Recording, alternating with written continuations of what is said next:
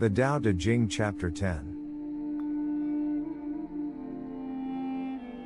In the ancient text the Tao Te Ching by Lao Tzu, we can see that each verse is an aspect and expression of a variety of concepts of non-dual philosophy.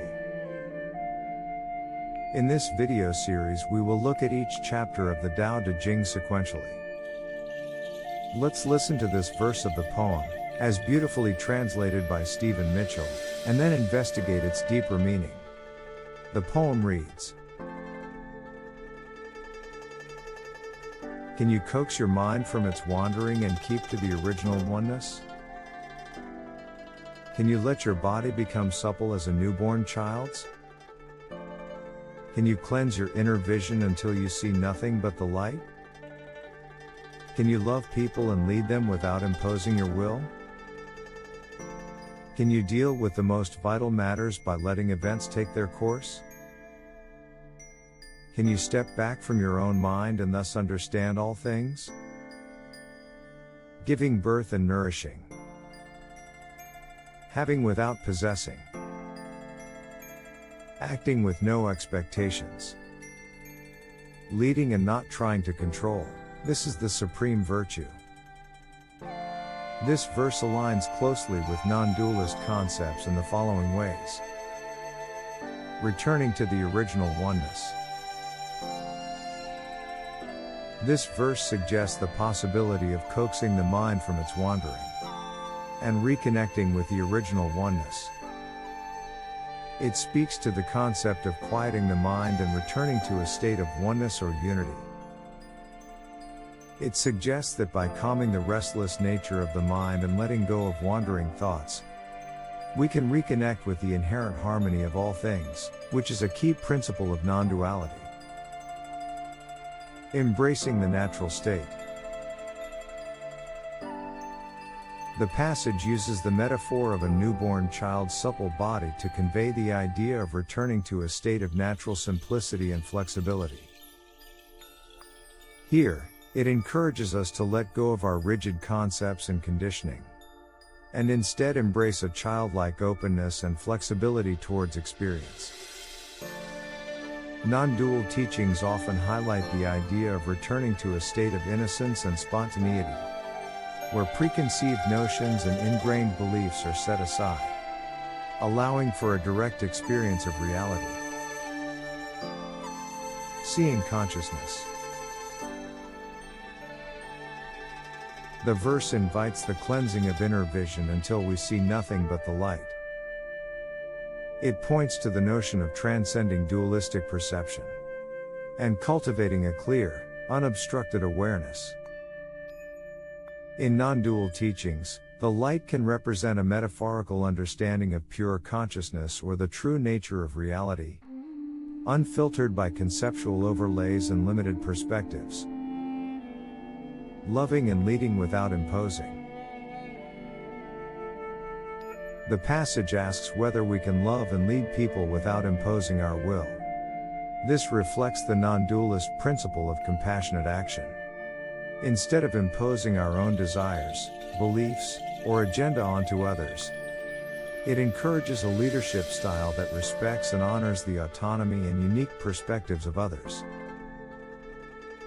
By practicing love and leadership without imposition, we embody non-dual principles by acknowledging the inherent worth and equality of all beings. The line reflects an understanding that true leadership lies not in control and domination, but in fostering harmony, collaboration, and the free expression of each individual's unique potential, allowing events to unfold naturally. The verse suggests dealing with vital matters by letting events take their course. This echoes the concept of wu wei, non-action or effortless action, which emphasizes aligning with the natural flow of life and allowing things to unfold without forceful interference to manipulate outcomes. Here, this line fosters a relinquishment of excessive control and a trust in the natural unfolding of events. Stepping back to understand. The verse asks us to step back from your own mind to gain a broader understanding of all things. This line points to the idea of transcending the limitations of individual perception and ego-based thinking. By stepping back from the personal mind and its filters, we can access a broader understanding that encompasses the interconnectedness of all phenomena, which is a core principle in non-dual philosophy. The supreme virtue. The end of the poem provides the summary of the poem. It says it is the supreme virtue if we can do all the things the poem asks of us. Return to our original oneness. Embrace the simplicity of our natural state. Cleanse our inner vision until we see nothing but the light. Lead with compassion and without trying to control. Transcend possessiveness.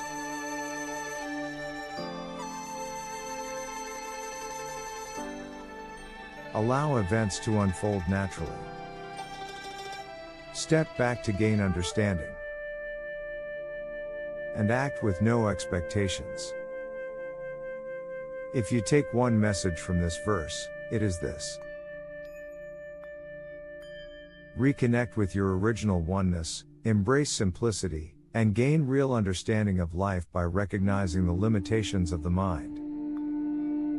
This message captures the essence of the verse, which invites us to let go of the wandering mind. Return to a state of oneness. And cultivate qualities such as simplicity, clarity, and compassion.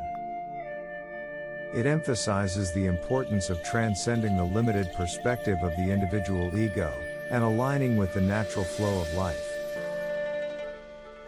By stepping back from the mind's chatter and gaining a broader understanding of reality, we can experience a sense of wisdom, peace, and a deeper connection with life.